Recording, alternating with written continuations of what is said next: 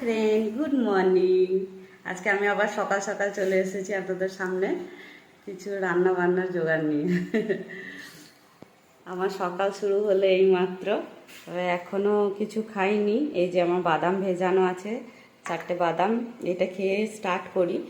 আর এখন টিফিন বানাবো, সুজির হালুয়া। আর কিছু রান্নার জোগাড় করে রেখেছি, সেগুলো হচ্ছে যে এই যে আজকে কলমির শাক হবে, আমার কলমির শাক। আর আমার বরমশাই অনেক মাছ কিনে নিয়ে এসেছে, তাই ভাবছি মাছগুলো কি করব। এই 3 পিস মাছ ভাবছি যে আলু টমেটোর দিয়ে ঝোল করে নেব। আর বাকি মাছটা ভাবছি এই যে মাথা খাঁচাগুলো দিয়ে ভাবছি যে একটু টক করে নেব। তার জন্য আমি তেঁতুল ভিজিয়েছি বাটিতে। তো যাই হোক, এখন ভাবছি একটু সুজির হালুয়া বানাবো। তো তার জন্য এই যে আমি কড়াইয়ে তেল নিয়ে নেব, সুজির হালুয়াটা বানাই।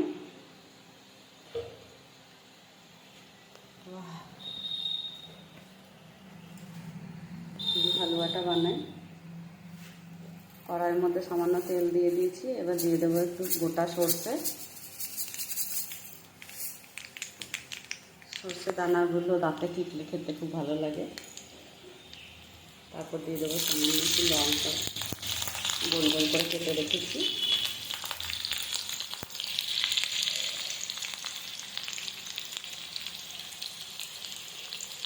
এরপরে একটু কুচনো পেঁয়াজ দিয়ে দেবো।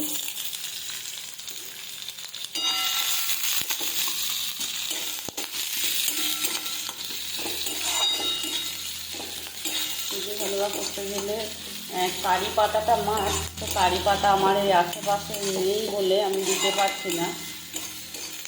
আর সুজি অনেক রকমভাবে খাওয়া যায়, মিষ্টি মিষ্টি সুজি খেতে ভালো লাগে না আমার, তাই আমি একটু নুন মিষ্টি করে খাই সুজিটাকে। আপনারা কারা কীভাবে খান আমাকে একটু কমেন্ট করে বলবেন।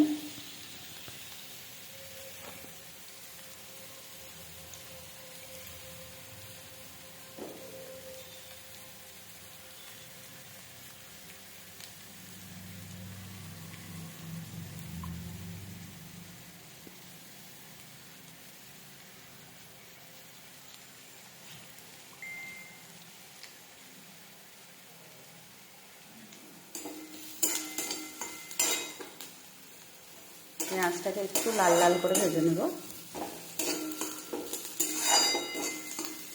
জানি না, আমি আগে ব্লগ বানাতাম না, তো এখন চেষ্টা করছি ছোট ছোট ব্লগ করে আপনাদের সামনে দেওয়ার। কোনো ভুল ত্রুটি হলে ক্ষমা করবেন।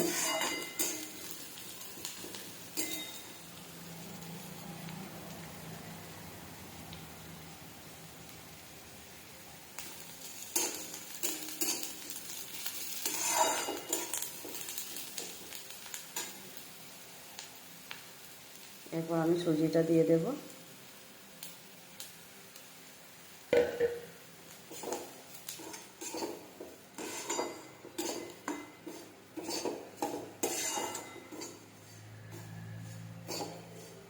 এটাকে ভালোভাবে নেড়ে নেব।